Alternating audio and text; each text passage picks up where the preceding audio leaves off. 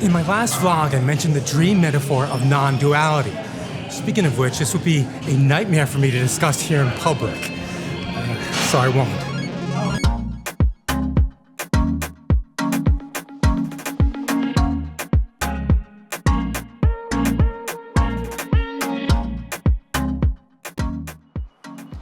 According to the metaphor, our lives in the world around us are as illusory as a dream, and awakening to the reality of who we really are is the goal of these non-dual wisdom traditions.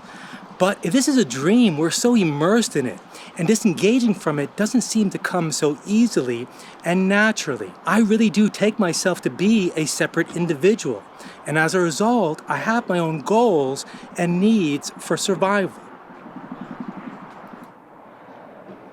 Speaking of survival, I made $239 so far. I really don't know how I'm going to get by on this.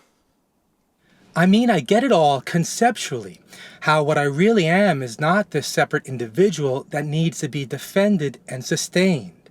What I essentially am is that pure being, that you are and anyone else is. But I don't usually identify as that. In fact, I have to identify as this individual to play my part. Like an actor in a play, I can't just break character and go off script, forgetting the role I'm supposed to be playing. I mean, if we can't escape it, why not just play the game?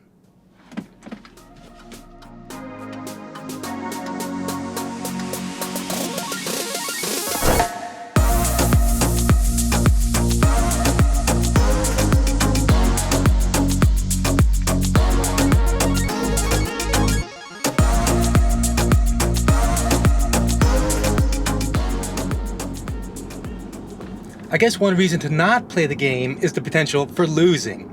And we may be guaranteed to lose if we invest our happiness in anything outside of ourselves. I'm also losing at this vlogging game. I realize I just can't upload daily. Maybe I'll get there one day, but for now, I need at least one day to edit.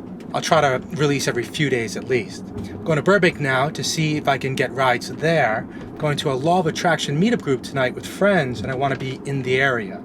But first... Hi there, just picking up for my job interview tomorrow. I'd love to get a desk job again, but for now, this is my reality. I'd love to be able to bypass the game and be able to genuinely identify with the non-dual reality, with that single unlimited consciousness we all essentially are. But I can't. I mean, sometimes maybe I can. When things get bad, I think I'm more or less successful at persuading myself of it. At least of taking a broader perspective and realizing that my life and all the difficulties in it is not only about me. There's a greater purpose, a bigger plan. And from the perspective of ultimate reality, everything is perfect and complete anyway.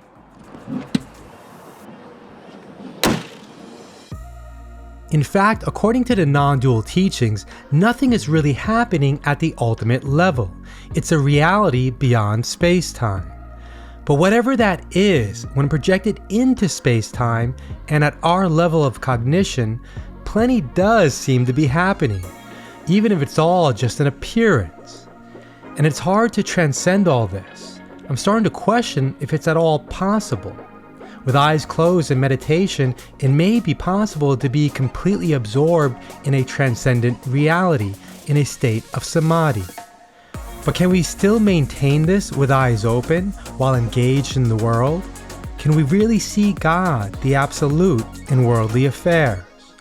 How do we see the eternal in the non-eternal?